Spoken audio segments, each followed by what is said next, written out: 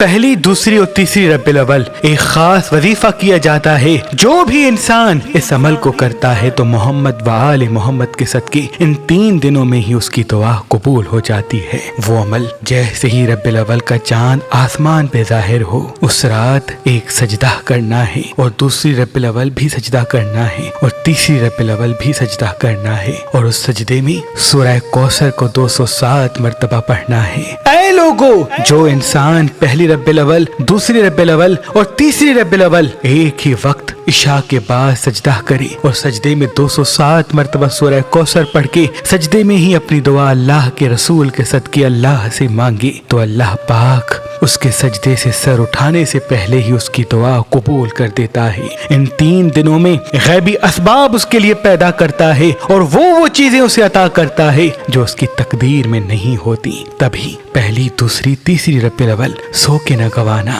بلکہ اپنے ہاتھوں کو اٹھا کے اللہ سے دعا مانگنا، اور خصوصاً عشاء کے بعد ایک سجدہ کر کے اس میں سورہ کوثر کو 207 مرتبہ پڑھ کے اپنی حاجت اللہ کی دربار میں پیش کرنا۔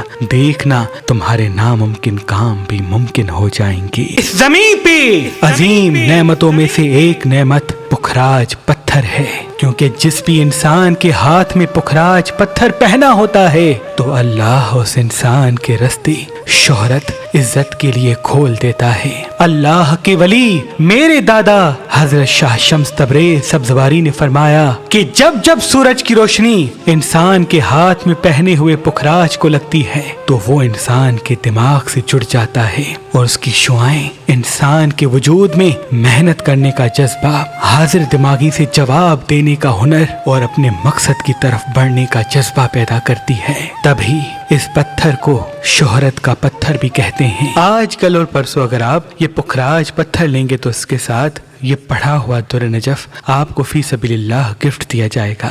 یاد رہے یہ آفر صرف 3 دن کے لیے ہے۔